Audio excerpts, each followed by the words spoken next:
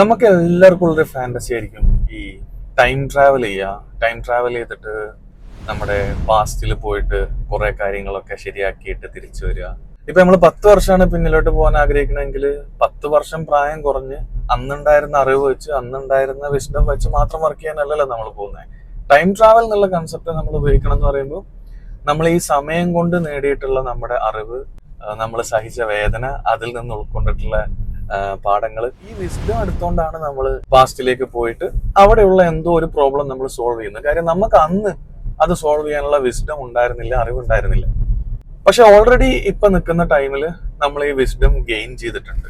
Time travel ചെയ്തിട്ട് എന്ത് നേടാനാണ്? ഈ കഴിഞ്ഞ കാലഘട്ടത്തിൽ നിന്നുണ്ടാകുന്ന വേദനകൾ ഒരിക്കലും ഇല്ലാതാവുന്നില്ല. ഈ കഴിഞ്ഞ കാലഘട്ടങ്ങളിൽ നമ്മൾ നേടിയിട്ടുള്ള വളർച്ച ഇല്ലാതാവുന്നില്ല. പിന്നെ എന്തിനാണ് നമ്മൾ ടൈം ട്രാവൽ ചെയ്ത് പുറകിലേക്ക് പോകുന്നത്? കുറച്ചുകൂടെ സമയം കൂടുതൽ കിട്ടാൻ വേണ്ടിയിട്ടും.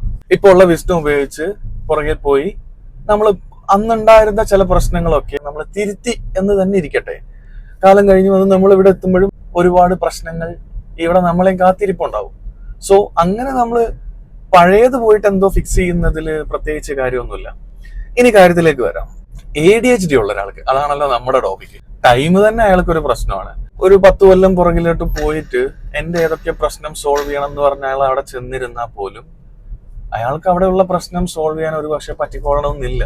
10 കൊല്ലം പുറകിൽ പോയിട്ടും എന്തെങ്കിലുമൊക്കെ സോൾവ് ചെയ്യാൻ വേണ്ടി അയാൾ ശ്രമിക്കുമ്പോൾ പറയുന്ന സമയമുണ്ടല്ലോ നമുക്ക് സോൾവ് ചെയ്യാൻ എന്നായിരിക്കും ഒരു ADHD ഉള്ള ആളെ പറയുന്നത്. കാരണം എന്താ വെച്ചാൽ കൂടുതൽ സമയം കിട്ടുമ്പോൾ കൂടുതൽ കാര്യങ്ങൾ വീണ്ടും വീണ്ടും മാറ്റി വെക്കാനുള്ള ഒരു ഗ്യാപ്പ് കിട്ടുക എന്നുള്ളതിന്റെ അപ്പുറത്ത് പ്രത്യേകിച്ച് ഒന്നും അവിടെ സംഭവിക്കുന്നില്ല. നിങ്ങളുടെ തോട്ട്സ് എന്താണെന്നും കൂടെ ഒന്ന് പറയാൻ പറ്റുമോ? Drop it in the comments.